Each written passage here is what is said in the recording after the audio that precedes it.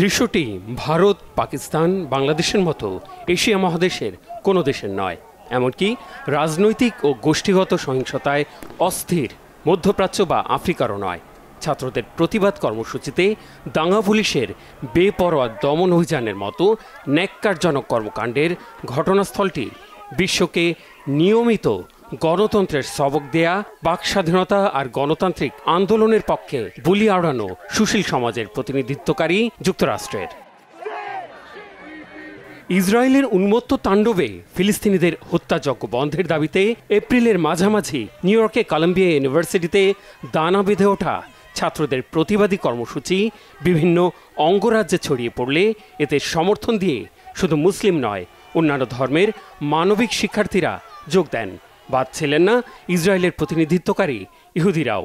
স্থবির হয়ে পড়ে প্রায় 50টি বিশ্ববিদ্যালয়ের স্বাভাবিক কার্যক্রম। বিশ্ববিদ্যালয় কর্তৃপক্ষ ছাত্রত্ব বাতিলের মতো কঠোর ব্যবস্থা নিলেও এতটুকু চিড় ধরেনি আন্দোলনে।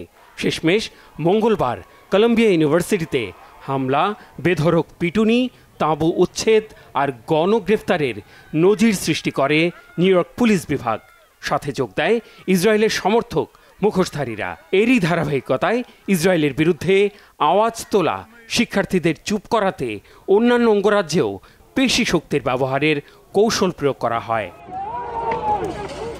এমন অবস্থায় গণতন্ত্রের পক্ষে সদা সোচ্চার, এমনকি গণতন্ত্র প্রতিষ্ঠায় একের পর এক স্বাধীন সার্বভৌম দেশে হামলা চালিয়ে কথিত স্বৈরাচারী শাসকের প্রাণ নিতেও দ্বিধা না করা মার্কিন প্রেসিডেন্ট জো বাইডেন পদক্ষেপ নেবেন এমনটাই আশা করছিলেন গণতন্ত্রপন্থীরা। ধারণা ছিল নিজ দেশে শিক্ষার্থীদের দাবির প্রতি সম্মান রেখে কথা বলবেন বিশ্বের ক্ষমতাধর প্রেসিডেন্ট বাইডেন। কিন্তু এ বিষয়ে তার দীর্ঘ নীরবতায় অবাক করেছে। আর যখন নীরবতা ভাঙলেন তখন তার বক্তব্য আহত করেছে গণতন্ত্র মনাদের। ছবিগুলো আমরা দেখেছি, আমেরিকার দুটি মৌলিক নীতিকে পরীক্ষার মুখে ফেলে দিয়েছে তারা।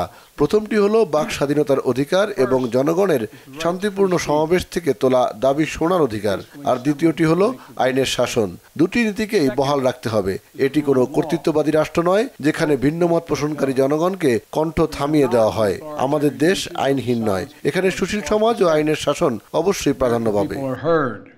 যদিও শিক্ষার্থীরা বলছেন তাদের দাবিগুলো অসম্ভব বা অবাস্তব নয়। দাবিগুলো হলো ইসরায়েল থেকে বিশ্ববিদ্যালয়ের সব বিনিয়োগ সরিয়ে নেওয়া, বিশ্ববিদ্যালয়ের আর্থিক বিষয়গুলো নিয়ে স্বচ্ছতা নিশ্চিত ও বিক্ষোভে অংশ নেওয়া, শিক্ষার্থী ও শিক্ষকদের সব ধরনের শাস্তি থেকে দায়মুক্তি।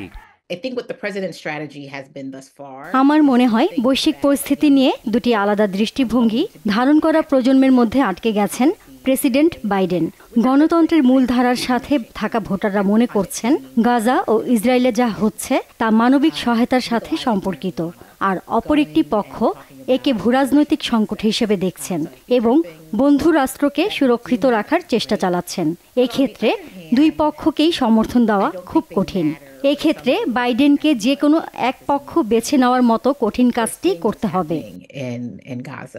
এমন অবস্থায় শিক্ষার্থীদের প্রতিবাদী কর্মসূচি দমনে প্রশাসনের ধৈর্যহারা হয়ে অসহিষ্ণু আচরণ আর পুলিশের বেপরোয়া মারধর, লাঠিচার্জ আর গণগ্রেফতার নিয়ে প্রশ্ন উঠেছে। অনেকে বলছে আসছে নভেম্বরে প্রেসিডেন্ট নির্বাচন ঘনিয়ে আসায় ছক কষে এগোনোর চেষ্টা করছেন বাইডেন। এক্ষেত্রে ইসরায়েলপন্থী শক্ত প্রভাবশালী গোষ্ঠীর আস্থা হারাতে চাচ্ছেন না তিনি। যখন বড় হচ্ছিলাম তখন দেখেছি ডেমোক্রেটিক পার্টি ইসরায়েলকে সমর্থন করত।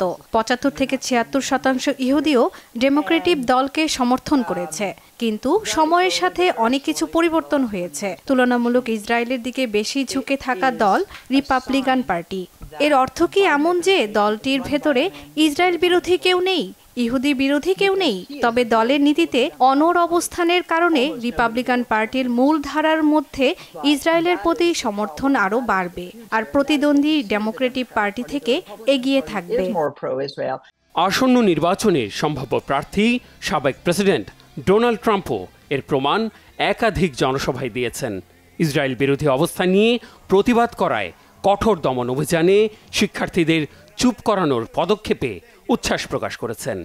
বলেছেন, বাইডেনের তুলনায় ইসরায়েলকে বেশি সমর্থন করেন তিনি। যুক্তরাষ্ট্রের প্রথম নির্বাচন হয় 1788 সালে। সেই হিসাবে দেশটির গণতন্ত্রের ইতিহাস প্রায় 250 বছরের। এরপর থেকেই নেতার পরিবর্তন হলেও পাল্টায়নি গণতন্ত্রকে নিজেদের মতো সংজ্ঞায়িত করে ভিন্ন দেশে স্বপ্রণোদিত হস্তক্ষেপের প্রবণতা। দেশটির বিরুদ্ধে গণতন্ত্রকে আধিপত্য বিস্তারের অস্ত্র হিসেবে ব্যবহারের অভিযোগও অনেক পুরানো, যেখানে গণতন্ত্রের মূল মন্ত্রই হচ্ছে জনগণই সকল ক্ষমতার উৎস। সেই হিসাবে একটি দেশে গণতন্ত্র আছে কিনা তা বহিরাগত কোনো দেশ নয়, সে দেশের জনগণের পক্ষেই বলা সম্ভব। Mehrab Hussain Khan, Bangla vision, news desk.